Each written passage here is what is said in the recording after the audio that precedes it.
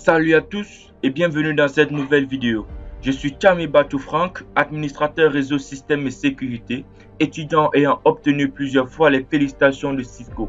Aujourd'hui, je vous propose de configurer votre serveur DHCP dans votre réseau local. Je vais vous montrer de A à Z comment configurer ce serveur dans le logiciel Cisco Packet Tracer.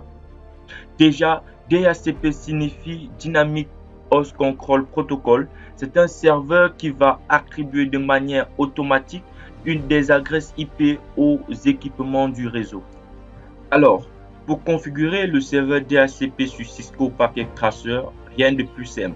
Alors, vous venez là, vous cliquez sur Service et puis vous venez dans DHCP. Quand vous cliquez sur DHCP, vous activez le service. Donc, vous mettez à On. Là, vous devez mettre l'adresse IP de la passerelle par défaut. Ici, vous mettez 192.168.1.1. Ensuite, vous devez mettre l'adresse IP du DNS. Donc, vous mettez 192.168.1.2. Là, maintenant, on dit Start IP Address. Donc, vous devez mettre ici 192.168.168. Ici, vous mettez .1, vous mettez ici là .5. Là, ici, quand on parle de Start IP Address, ça veut dire qu'à partir d'où vous voulez, à partir de quel rang vous voulez attribuer les adresses IP. Est-ce que vous avez des adresses IP qui sont réservées? Par exemple, l'adresse des serveurs doivent être des adresses réservées, ne doivent pas être attribuées de façon automatique.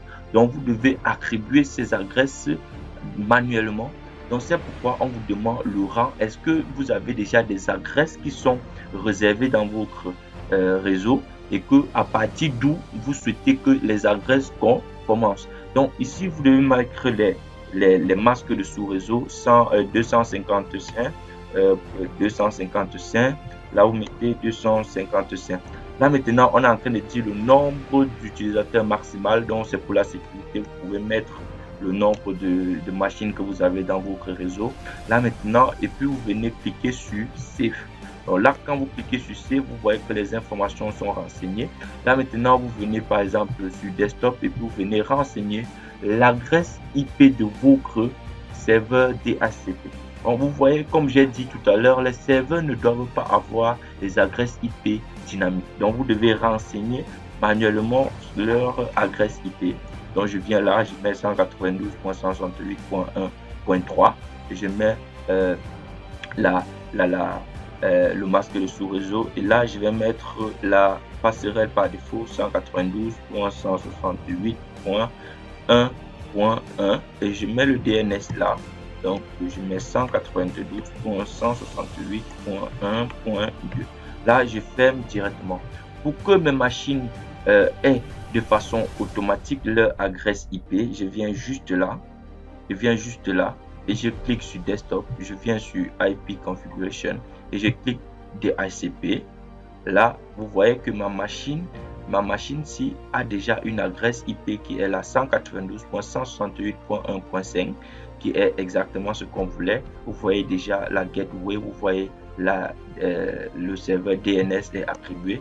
Même chose pour la machine. Si on fait la même chose, vous venez dans Desktop, vous venez dans IP Configuration, vous tapez DHCP, vous dites que DHCP ça attribue. Vous venez ici, vous venez dans Desktop, même chose, vous venez dans DHCP, vous attribuez l'adresse IP à votre machine de façon dynamique.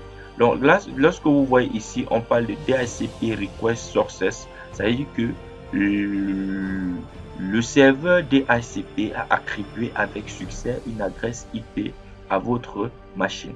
Donc là maintenant ça fonctionne. Donc là si vous essayez de faire un ping, si vous essayez de tester la communication entre vos machines, vous allez voir ici on va écrire successful. Donc ça veut dire que la communication est correcte. Donc si vous passez même en mode de simulation, là vous devez constater que là ça marche exactement comme il fallait. Donc le serveur DHCP a attribué à chaque machine une adresse IP. Donc là ça marche exactement comme on voulait. Maintenant ce que je vais vous proposer, c'est de attribuer de façon statique, une adresse IP à un routeur dans un réseau.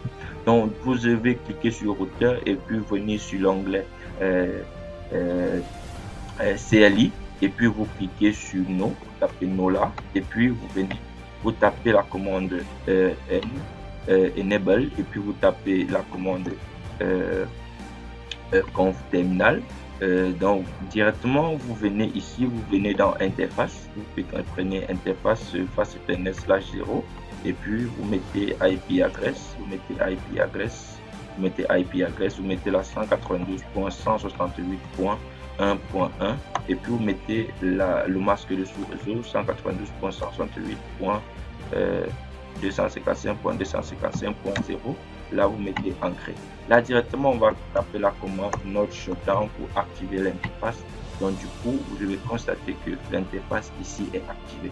Donc du coup quand je vais venir faire ceci, quand je viens ici, je tape le serveur DHCP jusqu'à mon routeur. Vous devez voir pour la première fois c'est fail parce que le truc n'est pas encore activé. Vous voyez ici là n'est pas encore en vert, mais je vais essayer de patienter. On patiente un peu pour que ici soit en vert et là on va tester la communication et vous verrez que c'est correct.